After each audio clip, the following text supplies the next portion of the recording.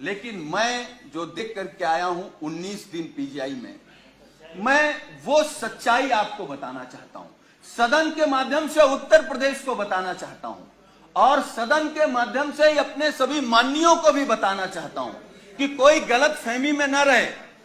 हम तो ये कहेंगे, भगवान से प्रार्थना करेंगे कि किसी को कोरोना ना हो।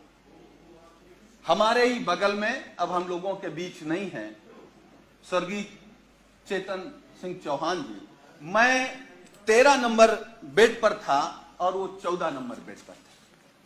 अगर नेता सदन सुनेंगे तो आप भी आश्चर्य रह जाएंगे। मैं 11 जुलाई को दोपहर में एडमिट हुआ और माननीय मंत्री जी 11 जुलाई की शाम को 5 बजे एडमिट हुए। और अब मैं जो कहने जा रहा हूं वो दुर्भाग्य है हमारा भी, माननीयों का भी, और जो लोग अस्पताल में भर्ती हो रहे हैं उनका भी। 8 लोगों का वार्ड, माननीय जी, 8 लोगों का वार्ड, जहां 8 कोरोना संक्रमित लोग होते हैं। डॉक्टरों की, नर्सों की और वहां की टीम आती है तो गेट से ही पूछते हैं कि चेतन कौन है। तो माननीय मंत्री जी क्योंकि बहुत सरल थे, उन्होंने हाथ खड़ा किया। टीम आती है, उन्होंने कहा चेतन आपको कब हुआ कोरोना? तो उन्होंने अपनी बात बताई। तो फिर एक दूसरा स्टाफ बोलता है चेतन क्या करते हो तुम? वो कुर्ता पैजामा में थे, मैं तो पैंट शर्ट में था। खैर, तो माननीय मंत्री जी ने कहा कि मैं कैबिनेट मंत्री हूं। तो एक स्टाफ ने कहा कि कहां के? तो उन्होंने कहा उत्तर प्रदेश सरकार। तो मैं सोच रहा था कि ये लोग कैसे इस बदतमीजी से बात कर सकते हैं, लेकिन मुझे यह भरोसा हुआ कि जब माननीय मंत्री जी ने कह दिया कि मैं उत्तर प्रदेश सरकार का कैबिनेट मंत्री हूं, तब शायद वो चेतन जी कहेंगे या थोड़ा आदर करेंगे। लेकिन ये सुनने के बाद भी जब पीजीआई के स्टाफ ने कहा कि चेतन तुम्हारे घर में और कौन कौन संक्रमित है, तो मुझे गुस्सा भी आया, दुख भी हुआ और सरकार पे भी गुस्सा आया। मतलब सरकार का इतना भी दबाव नहीं है भाई। कैबिनेट मंत्री के बाद कौन होता है? मुख्यमंत्री। इसका मतलब उत्तर प्रदेश में केवल योगी आदित्यनाथ जी का सम्मान होगा। अगर शर्मा जी को कोरोना हो गया तो आपके साथ क्या व्यवहार होगा आप सोच नहीं सकते। हम नहीं चाहते, हम तो भगवान से प्रार्थना करेंगे कि आपको नहीं, किसी को ना हो।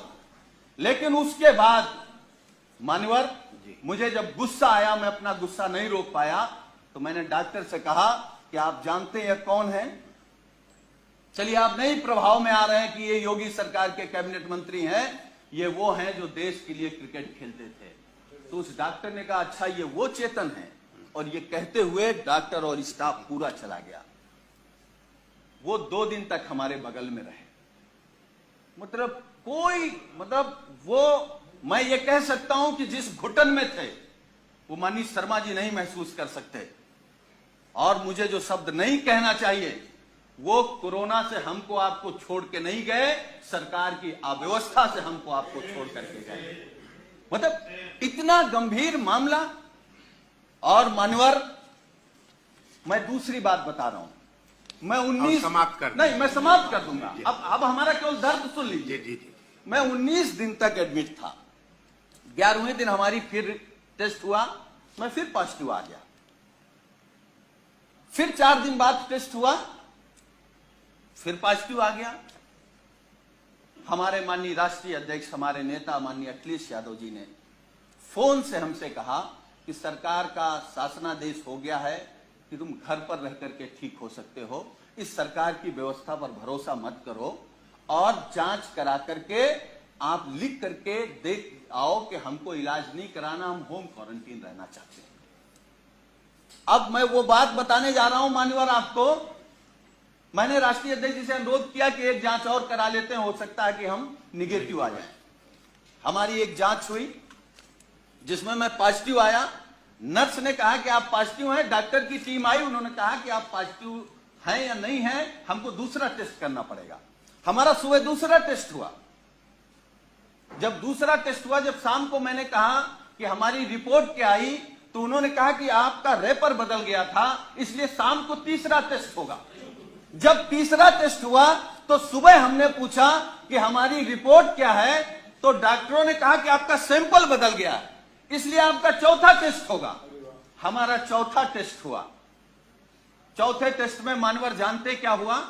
जब हमने रिपोर्ट पूछा तो उन्होंने कहा कि आपका फार्म तो वहां चला गया था लेकिन सैंपल नहीं गया है। तो हमने कहा पांचवा कर लो। हमारा पांचवा टेस्ट हुआ।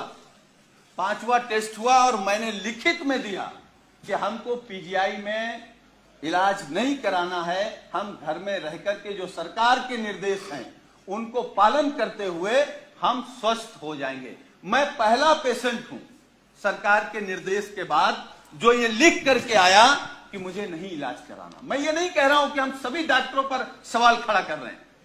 डॉक्टर भगवान की तरह दिखता, हमको भी 19 दिन भगवान की तरह दिखा और हम भगवान की तरह मानते हैं, लेकिन ये अव्यवस्था आखिर कैसे?